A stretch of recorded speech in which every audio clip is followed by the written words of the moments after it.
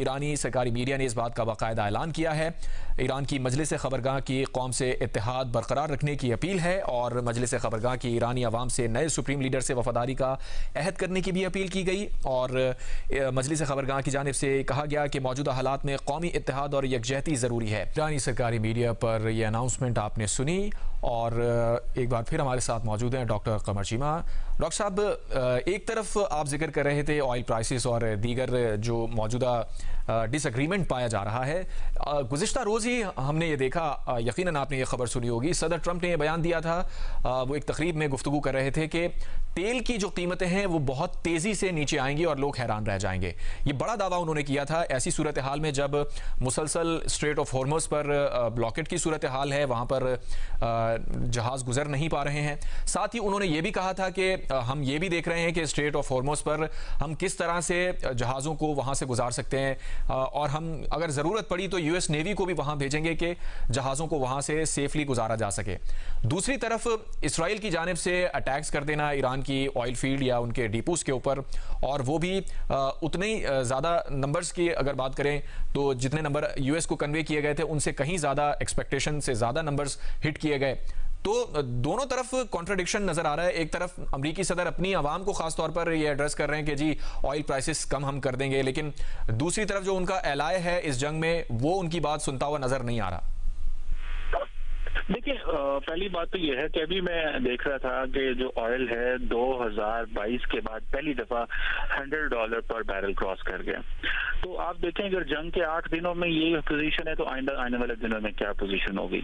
अभी तो ईरानियंस कहते हैं कि हमने तो स्ट्रेट ऑफ हार्मस को बंद ही नहीं किया। वो बहुत सारे लोगों के जो अभी एनालिसिस ये भी है ना कि देखें ये ऑयल स्ट्रेट ऑफ हार्मस बंद नहीं है, जो इंश्योरेंस कंपनीज हैं उन्होंने कार्गो जो शिप्स हैं उनकी इंश्योरेंस विड्रॉ कर ली है।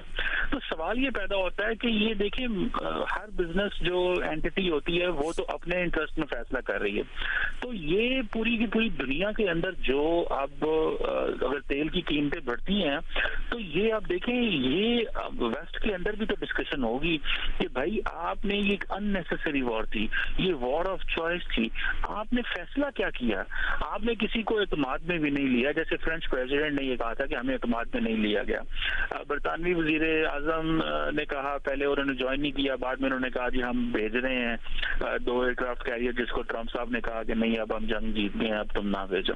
तो ये सिचुएशन है कि इसमें, और आपको पता रशिया की जंग, जो रशिया यूक्रेन की जंग हुई उस वक्त भी तेल की कीमतें बहुत ज्यादा यूरोप के अंदर महंगी हुई। फिर अमेरिका ने बहुत सारे मुल्कों को ये कहा कि आप रशिया से तेल मत खरीदें, उसकी वजह से भी चीजें जो हैं वो सामने आई। तो मुझे लगता है कि ये तेल की कीमतें बढ़ेंगी और जब थोड़ा सा प्रेशर आया तो कोई बईद नहीं है वैसे इस चीज से कि अमेरिकी सदर ये ऐलान कर दें कि हम जो है वो यूनिलैटरल ऐलान कर दें कि जो हमने नताइज हासिल करने थे हमने कर लिए और अब हम यहाँ से जा रहे हैं। तो मुझे ऐसा लगता है कि ये इस चीज को भी ज़हन में रखना चाहिए कि ये जो प्रेशर बिल्डअप हो रहा है अमेरिकी सदर को, ये तो था कि एक इम्प्रेशन उनके बारे में ये भी था कि वो इस जंग की जो हो रही है इसके बाद एक प्रॉपर उनकी पार्टी को सपोर्ट किया जाएगा अमेरिका के अंदर एक खास लॉबी की तरफ से। लेकिन सवाल ये भी पैदा होता है कि ये एक क्राइसिस ट्रंप साहब के लिए भी है। उन्होंने इलेक्शन भी मिड टर्म लड़ना है, वो अनपॉपुलैरिटी भी उनकी बढ़ रही है। फिर आपको याद होगा कि जब आइस एजेंट्स ने जो कुछ अमेरिका के अंदर किया, खासतौर पर मिनेसोटा के अंदर, वहां पे एक खास किस्म का एक ओपिनियन ट्रंप साहब के बारे में बिल्ड हुई कि ये क्या करने जा रहे हैं अमेरिका के अंदर। और वो एक चीज जो थी कि अपने ही शहरों के अंदर लोगों को गोलियां मारी गई। तो ये कुछ ऐसी चीजें हैं। और फिर अभी जब वेनेजुएला में चीजें कंप्लीट की, फिर उन्होंने ईरान पे आ गए और अभी वो क्यूबा की बात कर रहे हैं कि हमने क्यूबा के अंदर भी चीजों को ठीक करना है। अभी उन्होंने शील्ड ऑफ अमेरिकाज के नाम से कल एक अलायंस भी बनाया है जिसमें तमाम उन्होंने अमेरिकाज के जो लोग हैं उनको बुलाया है। सारे तो नहीं आए लेकिन उन्होंने बुलाया है। तो मुझे लगता है कि ये एक ऐसी पिक्चर है सामने आ रही है जिस पर ट्रंप साहब जो हैं उनके ऊपर एक प्रेशर है। और फिर अमेरिकन मीडिया जो कि चलो बहुत हद तक मैनेज्ड है मीडिया और वो बात नहीं कर रहा जो उसको करनी चाहिए। लेकिन आप इस चीज में भी देखें कि वहाँ पे बहुत सारे जो इंडिपेंडेंट एनालिस्ट हैं, सोशल मीडिया प्लेटफॉर्म जो हैं, वो सारे के सारे वो ये कह रहे हैं कि भाई ये वॉर ऑफ चॉइस है। और फिर जब इसमें अमेरिका के इत्तेहादी बोलना शुरू कर दें कि हाँ जी ये वॉर ऑफ चॉइस है, तो फिर आपको उस चीज से अंदाजा जो है वो हो जाएगा कि ये एक प्रेशर बिल्डअप हो रहा है ट्रम्प साहब के ऊपर, और वो वो इसको ज्यादा देर सस्टेन नहीं कर पाएंगे। उनके लिए ये एक बड़ा चैलेंज है कि कैसे वो अपनी बेस को भी खो देंगे, वो अपनी पॉपुलैरिटी जो है, अगर फॉर एग्जांपल अगर बड़े पैमाने पे लोग जो है वो डेमोक्रेटिक पार्टी को वोट दे देते हैं, तो ट्रम्प साहब तो किसी किस्म की लेजिस्लेशन और कुछ भी नहीं करेंगे। और वो तो अभी देखे ना, ईरान में जो इन्होंने जंग की है, शुरू की है, ये तो कांग्रेस को पूछा ही नहीं है। और जो इन्होंने पहली ब्रीफिंग कांग्रेस को दी थी, जो कि secretary of state, secretary of war और CIA चीफ ने दी थी, उसमें तो यही पता चला था कि ये वो समझ रहे थे कि बड़ी गलत किस्म की हम जंग में जो है वो चले गए हैं। तो मेरा ख्याल है कि ये एक परेशानी है जिसको अगर ये तेल महंगा होता गया तो ट्रम्प साहब को मजीद फेस करनी पड़ेगी। बिल्कुल डॉक्टर साहब, हमने ये देखा कि US एडमिनिस्ट्रेशन में इंटरनल कॉन्फ्लिक्ट भी जिनका आप जिक्र कर रहे हैं, और इस पर मजीद भी तजिया लेते हैं दिफाई तजियाकार डॉक्टर कमर चीमा ने हमें ज्वाइन किया है। डॉक्टर साहब बहुत शुक्रिया आपका वक्त का। ये बड़ी डेवलपमेंट सामने आई है, ऑल्दो कि ये मुख्तलिफ ज़राए से इतला पहले आ चुकी थी कि मुस्तफा खामनाई को नया सुप्रीम लीडर नामजद किया जाएगा। अब ईरानी सरकारी मीडिया ने इस बात की बाकायदा ऐलान में तस्दीक कर दी है। क्या रद्द-ए-अमल देंगे? ये कितना सिग्निफिकेंट आपको लग रहा है नाम? जी बहुत शुक्रिया। देखिए, इस नाम की बड़ी वैल्यू है क्योंकि आयतुल्लाह खामनाई के बेटे हैं, पहली बात। और दूसरी बात यह है कि ये Iranian revolutionary guard core IRGC, जो कि जिसका काम ही रेवोल्यूशन को प्रोटेक्ट करना है, रेवोल्यूशनरी आइडियोलॉजी को प्रोटेक्ट करना है, ये जारी बात है, ये उसके साथ है। तीसरी बात अहम ये भी है कि अमेरिकन और अमेरिकन खासतौर पर ये कह रहे थे कि वो वहाँ पे कुछ किसी को ऐसे बंदे को नॉमिनेट करना चाहते हैं जिससे वो बात कर सकें। तो ये चीज साबित होगी कि ईरान का जो इंस्टीट्यूशनल अपरेटस है वो इंटैक्ट है। और खास तौर पे जब आयतुल्लाह खामनाई की शहादत के बाद ये लगा शायद कि ये जो लीडरशिप का उसको एलिमिनेट करेंगे और फिर अपनी मर्जी से किसी को नॉमिनेट करेंगे, तो ये लगता है कि एक 7-8 दिन की जो जंग है उसमें तो ऐसा कुछ नहीं हो सका कि लीडरशिप भी इंटैक्ट है, इंस्टीट्यूशन भी इंटैक्ट है।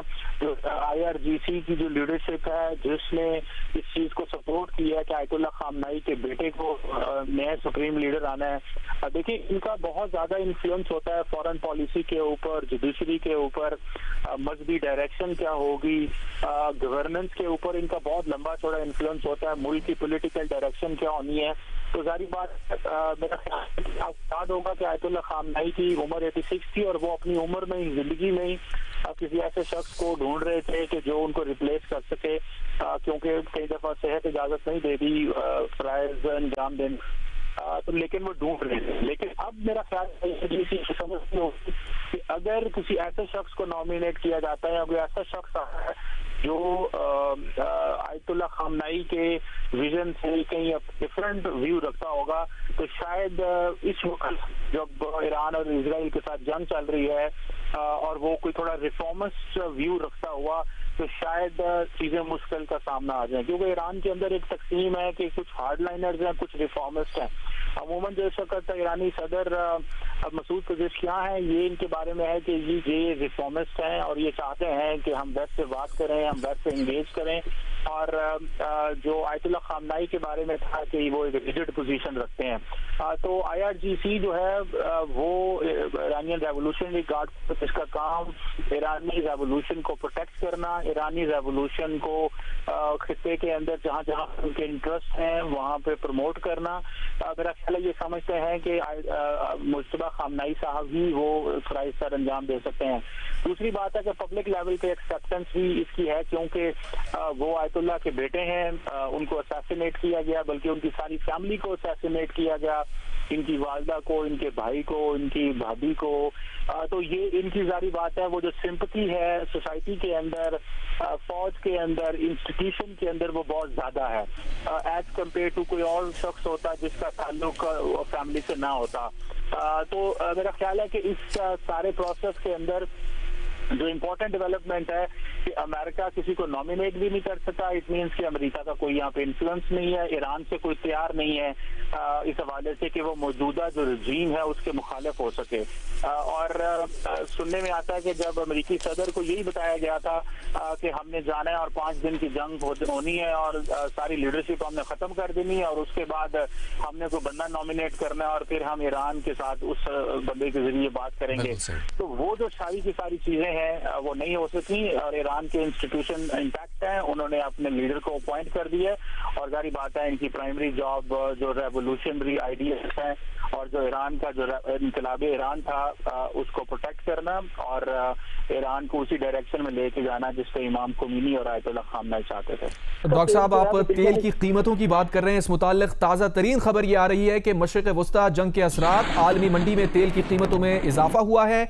ब्रेंट खाम तेल तकरीबन 17% इजाफे के बाद $108 फी बैरल तक पहुंच गया है और एक मौके पर यह कीमत तकरीबन $111 पर भी गई है, लेकिन इस वक्त $108 फी बैरल तक तेल पहुंच गया है। अमरीकी खाम तेल की कीमत भी तकरीबन 19% से बढ़ के $108 फी बैरल पर हो गई है और एनर्जी माहिरीन का यह कहना है कि मशरिक़ वस्ता में जंग तवील हुई तो तेल $120 फी बैरल तक भी जा सकता है।